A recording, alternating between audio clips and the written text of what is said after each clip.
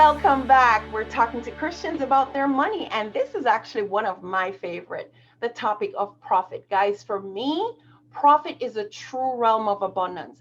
There is a prosperity gospel and a mindset out there, and if you're one of these people, I'm not making any apologies. I'm just telling you what I've studied and what I believe.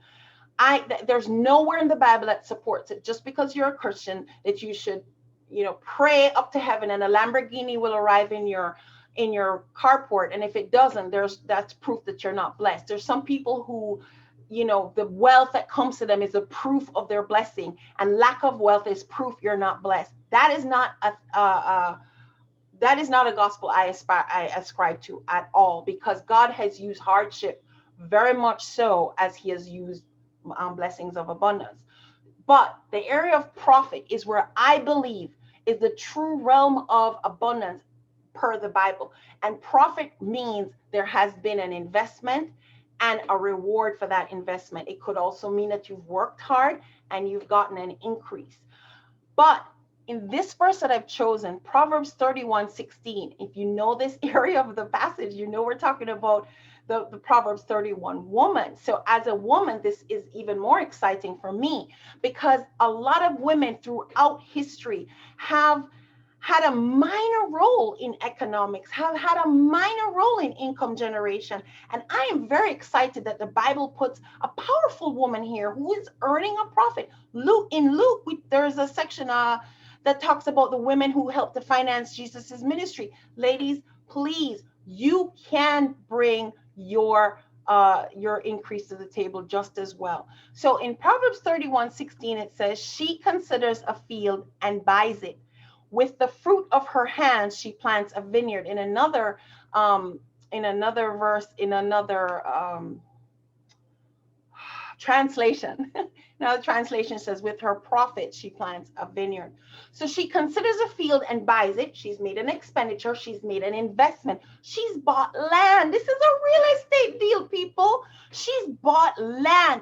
And with the fruit of her hands, what's the fruit of her hands? Fruit is only coming after you've made a planting and you've nurtured the plant, it's grown up, and it's given you the profit of that plant. You've received fruit.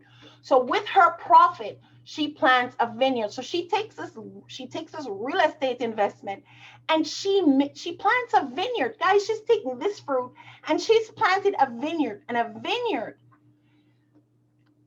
is a wine, is grapes to make wine. Okay, so this is a luxury item, people. Okay, wine, and there are even people who will talk about alcohol in the Bible. Listen, God is all about some good things. Okay, God is all about some good things and some luxurious experiences. And this woman of the Bible, this profitable woman, makes a real estate investment, and she takes some of the profit she had. She plants a vineyard, which is going to lead to an even bigger return of profit. Isn't the Bible exciting? Guys, the whole experience of you being a Christian and your interaction with money deserves your study. But I believe profit is a true realm of abundance. The name it and claim it game, I'm not going to have a conversation on that. God can absolutely bless you with nothing that you've done. Absolutely. If you can wake up one morning and there's man on the ground. Absolutely. However, there are so many areas of the Bible that talks about work, because that's why God put Adam in the garden to begin with. So work, and he talks about increase, and he talks about being profitable, and talks about, those who he gave 1, 2, and 5, and they brought more. I truly believe profit is a real area of abundance when it comes to the Bible.